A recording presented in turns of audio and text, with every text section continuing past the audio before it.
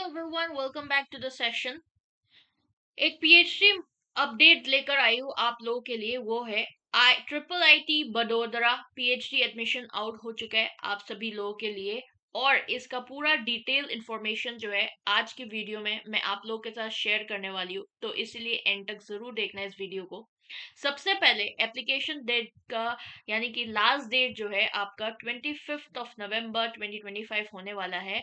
और जो भी बच्चे शॉर्टलिस्ट होंगे इंटरव्यू के लिए 26 तक पता चल जाएगा। आपका जो है सिलेक्शन प्रोसेस 1 दिसंबर 2 दिसंबर तक रहने वाला है, यानी कि जो भी आपका इंटरव्यू सेशन होगा 1 से 2 दिसंबर के बीच में रहेगा। और रिजल्ट अनाउंसमेंट 4 दिसंबर तक हो जाएगा। Admission confirmation 10 December and application fee जो है 590 रुपीज रहने वाला है। ठीक है, किस तरीके से आपका एप्लीकेशन प्रोसेस जो है वो होगा। आपको एप्लीकेशन फी पेमेंट करना है, मार्कशीट्स जो है उसके कॉपी स्कैन करके अपलोड करना है।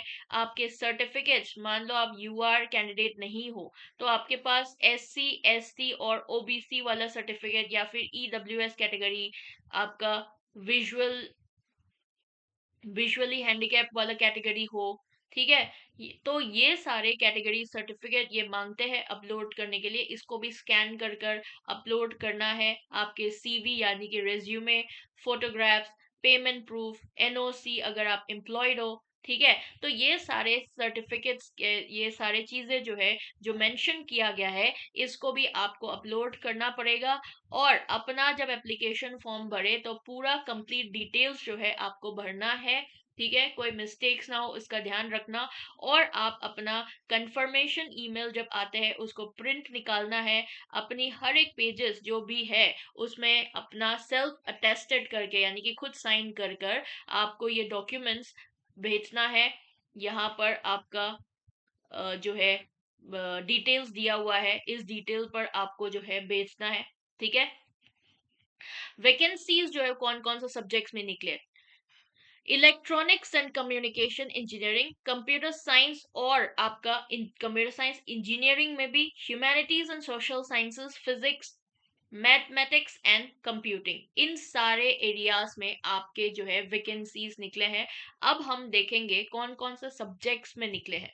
ठीक है, electronics and communication engineering, computer science and engineering, humanities and social science. ये देखो, ह्यूमैनिटीज एंड सोशल साइंस में आपका अलग अलग वो आया है। डिजिटल इकोनॉमिक्स, ठीक है, जिसमें AI innovation, data market, behavioural economics, digital platform, technology enable inclusive development, English language teaching, applied linguistic, digital humanities, medical humanities, disability studies, science technology and innovation policy, physics में भी निकला है, maths and computing में भी निकला है। तो बाकी सब्जेक्ट्स का जो भी फील्ड है उसको चूज कर कर अपने रिसर्च प्रपोजल इस हिसाब से बनाइए।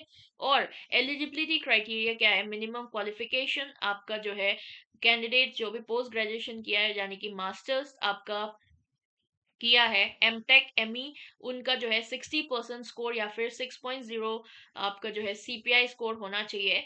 और जो भी बीटेक या फिर इक्विवेलेंट डिग्री किया है मास्टर्स के बगैर, उनका 80% स्कोर या फिर 8.0 सीपीआई होना चाहिए। ठीक है, और जिसने बीई बीटेक या फिर बीएस किया है उनका भी यही सेम आपका एलिजिबिलिटी क्राइटेरिया रहने वाला है। पार्ट टाइम पीएचडी के लिए मिनिमम क्वालिफिकेशन क्या है, पोस्ट ग्रेजुएट कैंडिडेट्स के लिए 60% मार्क्स या फिर 6.0 सीपीआई। अगर आपने M tech M E M S M S C M C A या फिर एम ए किया है और बीटेक या फिर उससे इक्विवेलेंट मास्टर्स के बगैर आपने किया है तो 60% मार्क्स या फिर 6.0 सीपीआई। मिनिमम 2 साल का वर्क एक्सपीरियंस भी मांग रहा है यहाँ पर।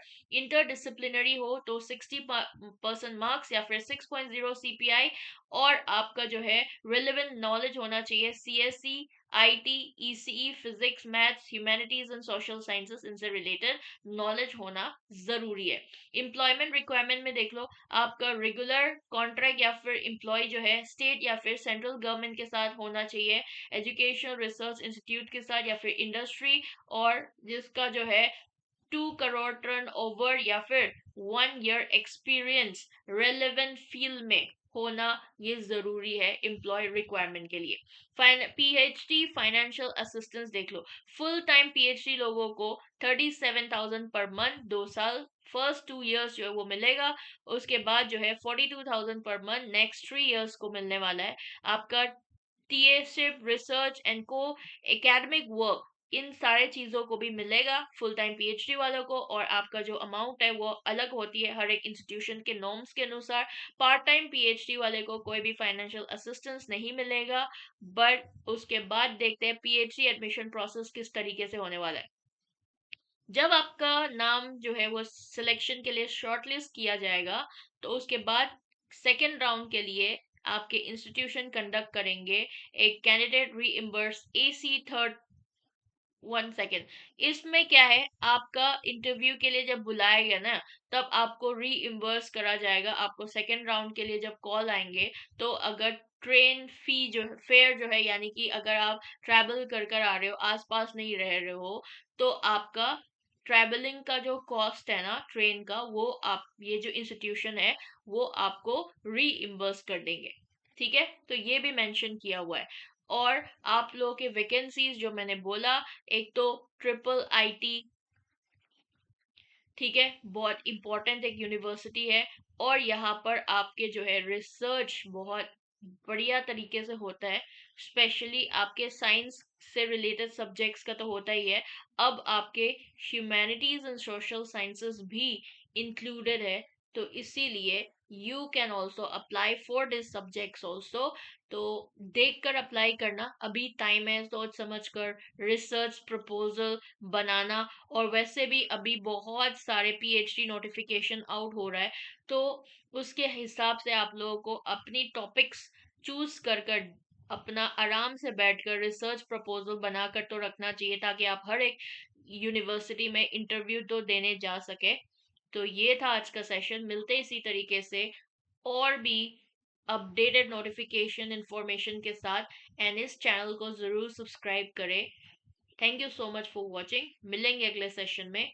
Bye bye and take care.